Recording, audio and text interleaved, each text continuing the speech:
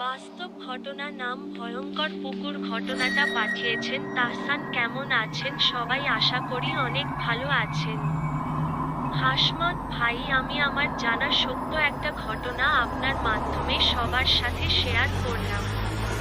আমাদের গ্রামের নাম লোকনাথপুর। এই গ্রামটা একটু বড় হওয়ায় আমাদের গ্রামে তেমন খেলাধুলার জায়গা ছিল না। একটা জায়গা ছিল গ্রামের এক প্রান্তে, এটা অনেক পুরনো ইট ভাটা ছিল ওদিকে। আমরা দাদাদের কাছে শুনেছি যখন আমার আব্বু ছোট্ট ছিল তখন ওই ইট ভাটাটি বন্ধ হয়ে যায়, পরবর্তীতে চালু হয়নি আর কখনো। ওই ভাটার মালিকও কিছুদিন পরে মারা যায়।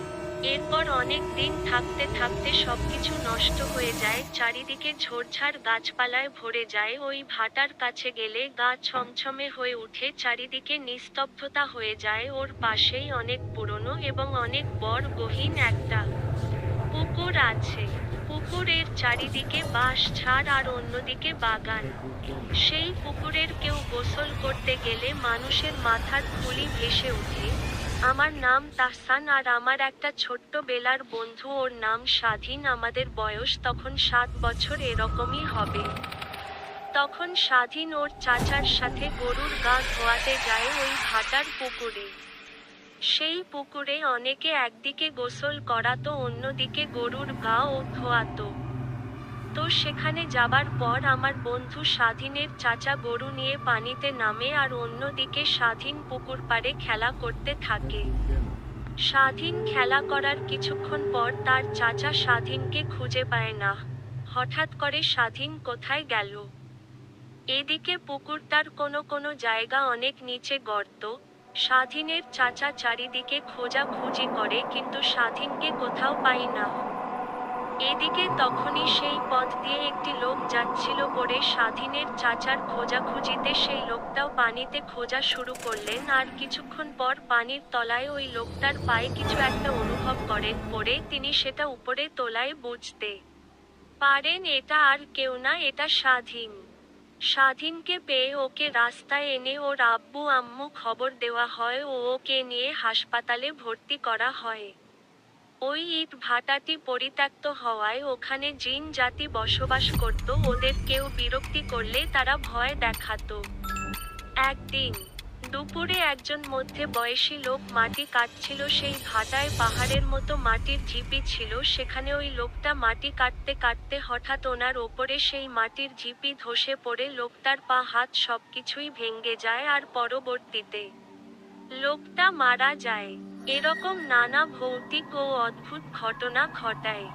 কোনো দরকার ছাড়া কোনো মানুষ ওইদিকে যেত না পুকুরে। যদি একা একা কেউ গোসল করত তাকে ভয় দেখাতো।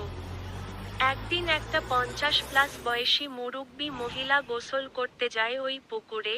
উনি তেমন চোখে দেখতে পেত না। উনি গোসল করতে যাবার সময় বাসায় বলে যায় ছেলের বউকে যে ভাত বাড়ো, আমি পুকুর থেকে গোসল করে আসি। ফাঁকা একটা জায়গা, চারিদিকে নীরবতা। পুকুরের পাশেই একটা আম বাগান। সেই বাগানে একজন লোক ছাগলের জন্য আম গাছের পাতা পাড়তে উঠেছে। তো যিনি গাছে উঠছে সেখান থেকে কিন্তু পুকুর পাড়টা ভালোমত দেখা যাচ্ছে, পুকুরে কে গোসল করছে এটাও স্পষ্ট দেখা যাচ্ছে। উনি পাতা পাড়ার সময় দেখছেন পুকুরে একটা মহিলা গোসল করছে। এর ঠিক 10 মিনিট পর আবার তাকিয়ে দেখে ওই বয়স্ক মহিলাটা হাত নাড়াচ্ছে, মাথা তুলছে আর ডোবাচ্ছে। ওনাকে দেখে মনে হচ্ছে কেউ চুবাচ্ছে। আর হঠাৎ করে মনে হলো উনি ডুবে গেল। এরকম দৃশ্য দেখে সেই লোকটা গাছ থেকে নেমে সবাইকে ডেকে আনে আর অনেক খোঁজাখুঁজি করে কিন্তু ওনাকে খুঁজে পান না। এর ঠিক কিছুক্ষণ পর বয়স্ক মহিলাটির লাশ ভেসে ওঠে। এরকম নানা ভৌতিক ঘটনা ঘটায়, কেউ আর ওদিকে যায় না।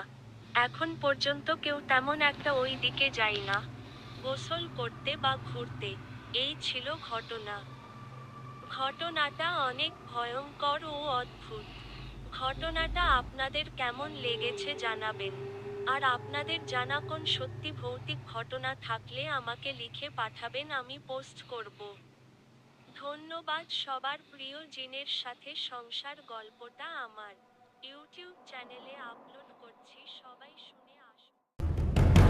আসল কিছু গল্প, গল্প নয়, ঘটনা শোনানো হয়। Welcome to back my YouTube channel নতুন কিছু গল্প।